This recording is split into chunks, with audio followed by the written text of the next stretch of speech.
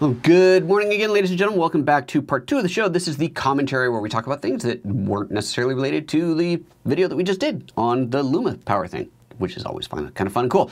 All right, so there was a question that came up earlier. I scrolled back to this. Salvatore asked, question on the GH5. With Vlog, I can only apply ISO 400. Is that normal? No. 400 would be the lowest. You can't go lower than 400, but you can go above 400. I guess I shouldn't have unplugged that. But I'm going to flip my camera into Vlog and verify this for you. It's yelling at me about not having a video card, but that's okay. So 400 is, interestingly, I don't know why, but Panasonic does not say what the base ISO is, but it seems that it's universally known and understood, just not from Panasonic, that the base ISO of the GH5 is 400. On the GH4, apparently was 800. So a little change there. So base ISO 400, which when you're shooting log is apparently the best place to shoot, and in this case is also the lowest ISO that you can shoot. So there's that. Now let me, let's see here. I'm gonna put the camera into Vlog mode. Vlog, there we go. And bring up the ISO. Yeah, I can change it. So here, let me plug this back in. Again, 400 is the lowest, but I can certainly go other than 400. If you have other questions, drop them into the chat. Now is your chance to do that, and I will come up to those momentarily. All right, yep, it's on. Here we go. So if let's see, let me go into my color settings. So photo styles, you see I'm in Vlog L, down in the bottom right, you see that there. And then when I go into ISO, I've got, it's at auto now, but there's 400. So I can't go lower than 400, but I can go all the way up to 12,800. So, yep, not quite sure why you're seeing that you can't get out of ISO 400, but there you go. So if you're, I don't know why you would be, but if you're locked into that for some reason, there must be something else funky, weird going on. I don't know what else to tell you. But Salvatore, there's the answer to your question. That is not normal. You can definitely get out of ISO 400. All right, let's see what else is happening here. These were chats from earlier, and see the jump. See, that's what I always say. It jumps. That's what I'm talking about, when it jumps out of my way. All right, Sean. Hey, good morning, Sean. Did you know the Manfrotto N8 was recalled? No. Seriously? Dude, that's terrible. That's the Manfrotto, that's the tripod head that I've been reviewing, that I did the unboxing. I've been using it. I love it. Really? It's been recalled? Well, that way to ruin my day. Thanks, Sean. No, thank you for letting me know.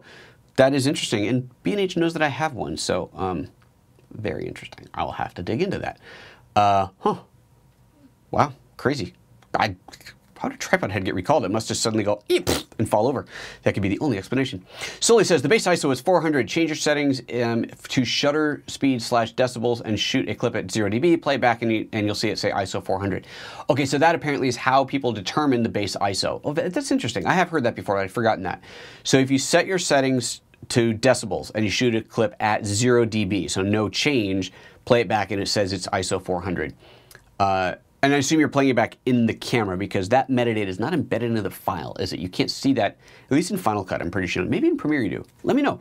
Let me know where you're seeing that metadata. I'm assuming in the camera, but tell me if that's different. Scoregasm says, any thought on USB-C or Lightning port preference? Smartphones can do so much these days and these add-ons can be expensive. Oh, interesting question. I think USB-C is inevitable. Right? I think that especially when we saw the new MacBook Pro, and keeping in mind I'm a totally Mac guy, I don't own a PC or an Android phone, so I'm all Mac and iOS. Given that the new MacBook Pro is all USB-C, obviously future desktops will also be USB-C and probably have other ports on them as well because I don't have to worry about the space as much on those devices as they do on a laptop. I would imagine the next iPhone, would it be 8, I guess, whatever the next, anyway, I would imagine the next iPhone will be USB-C as well. I know it's going to piss off a lot of people because, you know, we all have devices, but, you know, we did make the change to Lightning from that 30-pin quite a number of years ago, and, you know, progress is progress. You got to make changes along the way. I'm still pissed off about the lack of the headphone port. I don't care what Apple says about it being courageous or any of that crap. Not having it is exceptionally annoying for doing any kind of video production.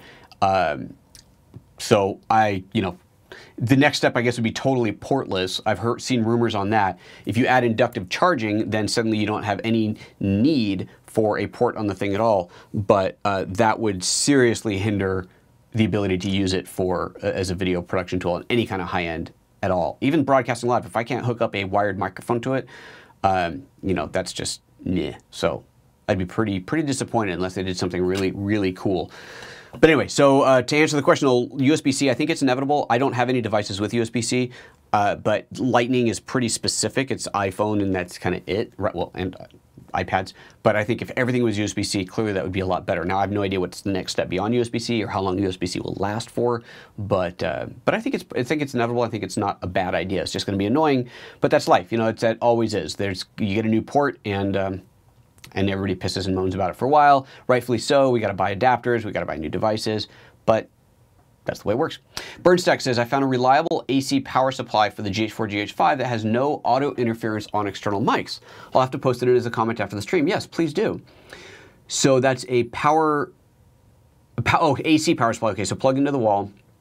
Okay, no audio interference, and it's presumably not a first-party one. It's a third-party one. So yeah, do post a link to that. It'd be very interesting to see what it is and how much it costs and how it compares to the first-party one, the one made by Panasonic. Trevor says he's talking about the N8. It's just a precautionary recall. Don't panic. Okay, I won't panic. Thank you. Oh, there you go. Look at that. And Brian's got the link right there. Let's open this thing up. No, that's on that. No, that works. Manfrotto recalls their NitroCheck N8 fluid heads. Man. Manfrotto started a recall of the recently introduced, let me make this a little bit bigger in here, recently introduced tripod head. Last month at NAB, we took a closer look. The CBS technology, continuous counterbalance system, but it gives us more lightweight, yada, yada, yada. Okay, anyway. Very interesting. Okay, well, there you go. There's some sad news.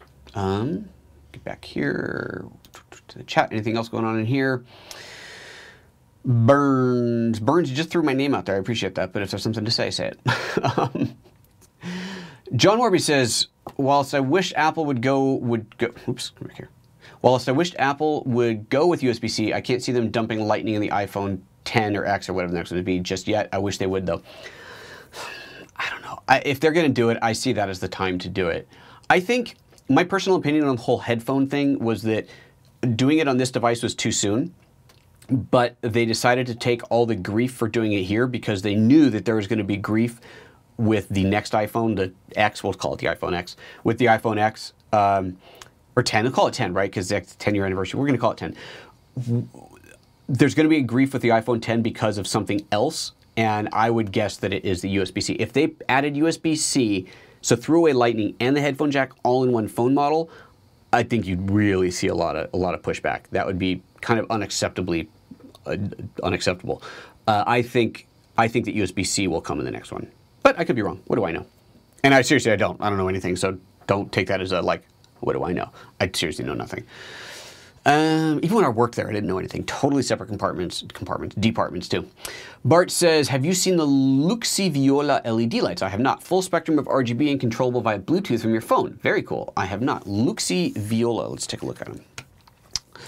Luxi Viola. I like the name. I just like saying it. Luxi Viola. Oh, it's on B&H. That's a good sign. And then there's things about violins. Let's see. This is the one. Luxi Viola 5-inch on-camera RGB LED light with diffuser kit. So that's tiny. Big price, tiny light.